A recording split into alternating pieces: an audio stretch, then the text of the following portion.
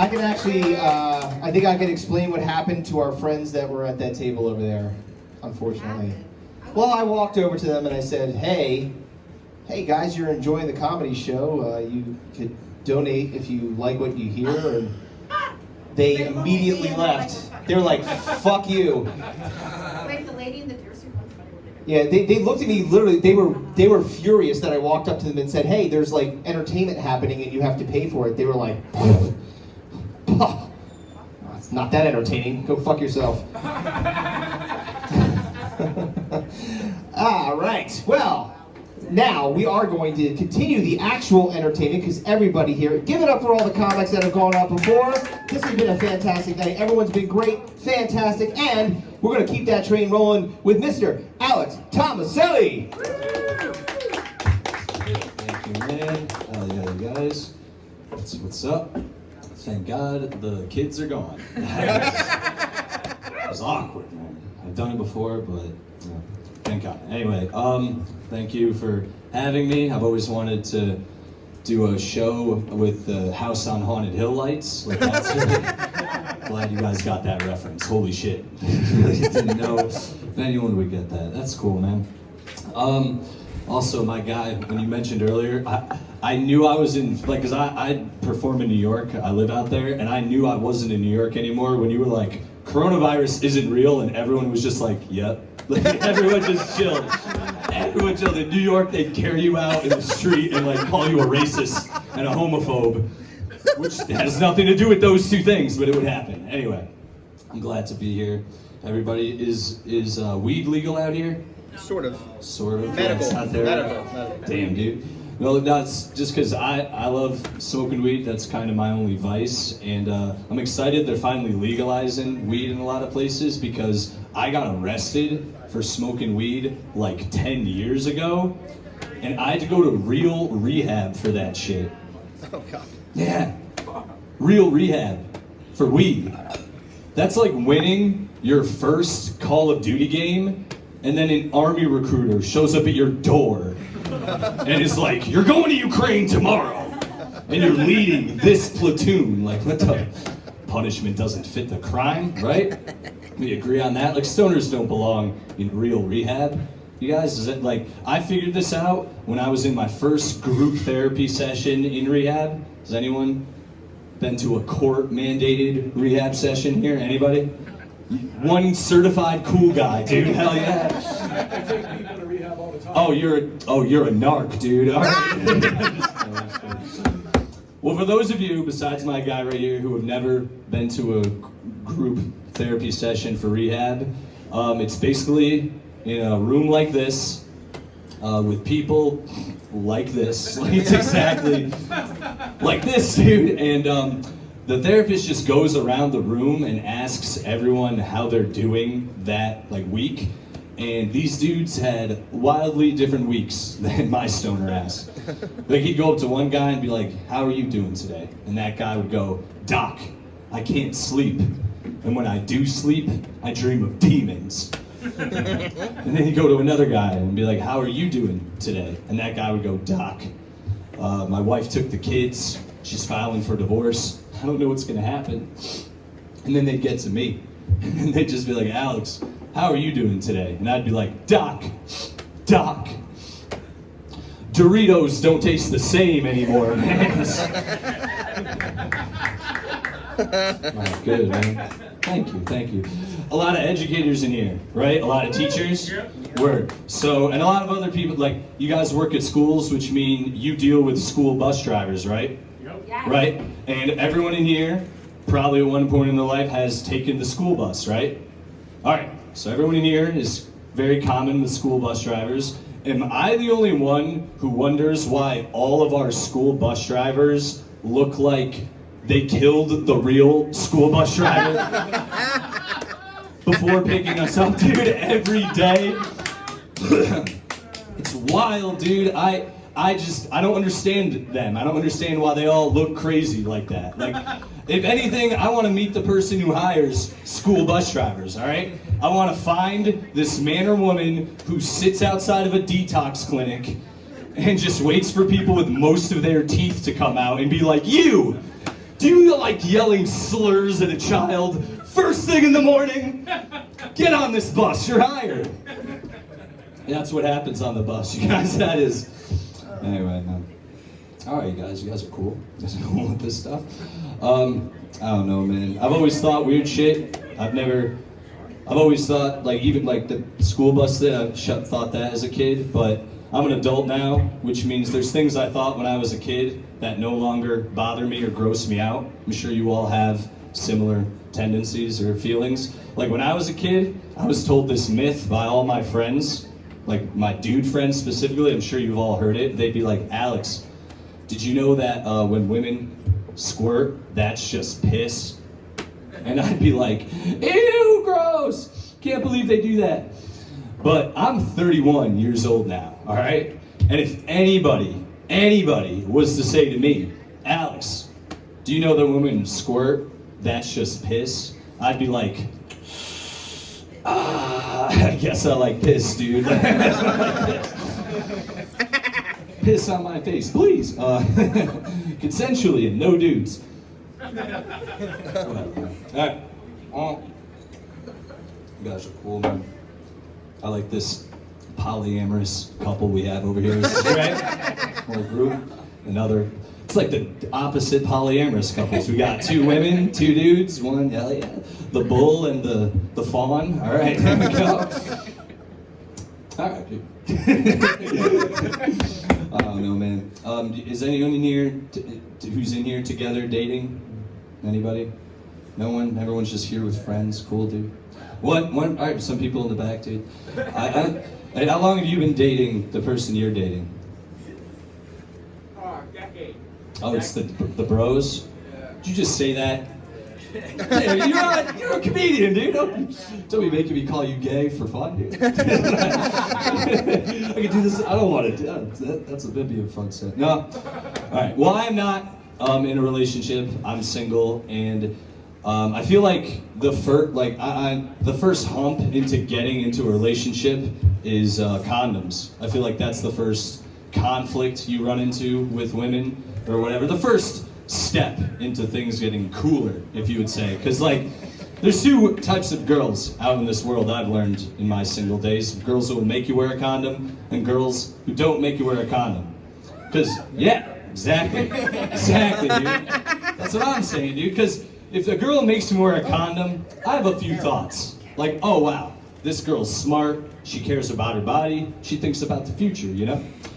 But if a girl doesn't make me wear a condom, I have one thought and one thought only, and that's, I love you. All right? Yeah. Hell yeah, dude. We got some other sluts in here. Hell yeah. I'm with you, dude. I'm like that, man. A lot of ladies in here too. A lot of you cheered for that last thing, which means the ladies in here also, you have a toy box at home, right? Yes. Ladies have a toy, or as I like to call them, a slut drawer. Like, that's my yes. Yes, some of you are being silent on that. You don't understand. Like, a slut drawer or a toy box is the thing a woman can conveniently open while laying on her back in bed. Like, you just reach for it. You guys know this. This woman knows. She's hiding her face. We got them. We got cool women in the building. That's what I'm gathering. I'm a fan of this box, ladies. I'm a fan of the toy box. The only thing I'm not a fan of is ladies will be like, oh, guys can never make us come. They need directions. But it's like, you guys have a drawer with dildos shaped like deep sea life and a loaded gun. Like that, how am I supposed to compete with these things, dude? It's a lot to do. It's a lot to do, man. All right, my mouth keeps drying up. I'm sorry, guys. I don't know, man. Smoking after my set, my guy. Did you guys roll? You rolled a blunt. Someone rolled a blunt back there, right? Where will? Hell yeah, dude. Let's get to it. All right. Got a few more minutes. I'll get out of here. I don't know, man. As I mentioned earlier, I live in New York City. I moved there at the beginning of the year, and I live with complete strangers. Complete strangers. I live with strangers. Does anyone else in here have bad credit and poor networking skills? That's me, dude. But I live with complete strangers, and for those of you who've never lived with complete strangers, You can't be your full self when you live with those people. You have to be a little reserved. You know what I mean? You can't. You just keep some things to yourselves. Like I already mentioned, I smoke mad weed. So when I moved in, I was like, you know what? I'm not gonna smoke weed in the apartment. Felt like that. We can build up to that. You know what I mean? But first night I'm living there, my roommate, she comes home with another stranger, and they woke me up with this interaction I'll share with you right now. They came in the door. The stranger said, "How do you feel?" My roommate answered, "I know I only took a bump, but it feels like I took a full rail to my face." Yeah, woo! So I lit up a joint right there in my apartment, and I smoke weed in every room now. You know what I mean? Like, I smoke in the kitchen, her room, the bathroom. Like, if we're doing illegal drugs, I'm doing legal drugs in New York. All right, cool. Not here yet. All right, man. I don't know, man. That's the shit I go through in New York. A lot of cat people in New York. Are you guys cat people? Some of you not. I'm a cat guy. Don't get me wrong. They're everywhere though in New York. They're always out in the streets and shit. And I love cats, but I don't love people who act like they relate to cats on some like metaphysical level. Does that make sense? Like, you know these types of people, right? Yeah, Jeremy. My guy Jeremy. Is Jeremy one of these guys or people who says like shit like, "Oh, I'm just like a cat. I love to lay around all day and take naps around." It's like, yeah, you just listed symptoms of depression. Like, you just listed symptoms of depression, dude. You're a depressed human. You're not a cat. You're not like a cat in any way. Forget what I just mentioned. Forget metaphysical. Let's talk physical ways you're not like a cat. Like, has anybody in here ever taken a shit and then flipped both legs behind their ears and licked their ass until it's clean? Probably not. Probably not. Or would any of you in here, if a mouse ran by your feet, would you rip its head off and bring it to Jay Yoder and be like, "I had a great time at the comedy show tonight"? Probably not. Or did any of you in here tonight leave this establishment and go out into one of those alleyways and molest other cats? Some of you snickered. Some of you snickered. Some of you got weird on that. What, you guys? But you guys in here are adults. None of you have had an outdoor cat. None of you in here have ever heard a cat in the middle of the night make that round sound. Yes. Yeah, that's your cat getting fucked, dude. Like, that's your cat. It's your cat getting fucked. Like, I don't know how to break it to any of you prudes in here, but no two cats meet in a meadow out there and are like, "Oh, mi amor." Our humans could not keep us apart. Nah, dude, every single one of your cats has been on one side or another of a Law and Order Special Kittens unit. You know what I mean? Bum bum, meow meow meow meow meow. I hate that I think that's funny, dude. I hate that I wrote that down on a piece of paper one day. I don't know, man. Yeah, you guys. You guys like Harry Potter? The table full of white women don't like Harry Potter. That's terrible. That's I'm in the Twilight Zone. All right, cool. I love Harry Potter. Unlike you, miss, I love Harry Potter. I just don't know what I find more unrealistic about Harry Potter. Like, what's more unbelievable? A bunch of British kids that know magic? Or a bunch of British kids that never say the word cunt? Right, dude? Thank you, right, miss? They're British. They're British. Those people say that word for everything. Everything. You've talked to them for 5 minutes, you'll know. I'm just saying they should be saying it even as kids in those movies. Like, in the first Harry Potter movie, when they're all young, if you remember that scene when Hermione's like, "It's Leviosa, not Leviosa." Someone from Slytherin should have been like, "Oi! Cuntess, shut up, it's..." Yeah. Dude, these bartenders rule, dude. Shout out to the bartenders. Tip the bartenders well. All right, man. I'm gonna talk to you guys in the room on some real shit. But as I mentioned earlier, I moved to New York at the beginning of the year, and before I did that, I had to live with my mother for a full year to save up. Has anyone in here lived with their parents as an adult, or has anyone's kids moved back in with them as their adults? Yes. Relatable. Good. Okay. Sweet. So I don't know what you guys have experienced, but for me, it was a whole role reversal from high school. And again, I don't know what you guys went through in high school, but in high school, I'm sure a lot of us went out at night, snuck out of our parents' house and partied, and then tried to sneak back in to not wake up our parents, you know what I mean? That's the way most people operate. But now, I'm living with my mom, saving up to move to New York City, and I'm the one like grinding all day, getting ready at night, like going to bed early for the next day, and my mom just started dating again in her 60s. Like, just started. Yes, you get it, miss. Hell yeah. She was going out, drinking, wearing purple, like doing all that. She's getting fucked up too, dude. She's having a great time, and I knew she was fucked up because she would come home and like open the door, but like really loud and shush it at the same time. You know what I mean? She'd be like, shh, shh. She'd go sit down at the table. She'd make all this noise, and it'd wake me up. And I turn into a parent, as you guys know what this is like. You'd come downstairs, you'd turn on the kitchen lights, and my mom's just sitting at the kitchen table, sipping a Fanta, eating Doritos, all pie-eyed and shit.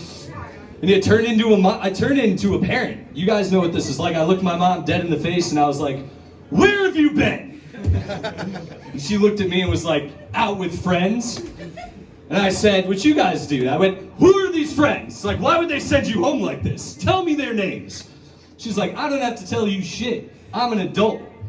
And I was like, "Well, you're not acting like an adult right now, Missy." She looked at me and said, "I don't need this shit. I'm going to my room." And I was like, "You're a disappointment to this family." She went in her room. I went to my room. But it's her house, so she just did whatever the fuck she wanted after that. She called her new boyfriend, said crazy shit to him on the phone so I could hear it. Crazy shit that no son needs to hear their mom say. Crazy shit. Crazy shit like, "I know I only took a bump, but it feels like I took a full rail to my face." You guys have been fucking great, dude. My name's Alex Tomaselli. Thank you. Give it up for Alex Tomaselli. Wow, I could really resonate with that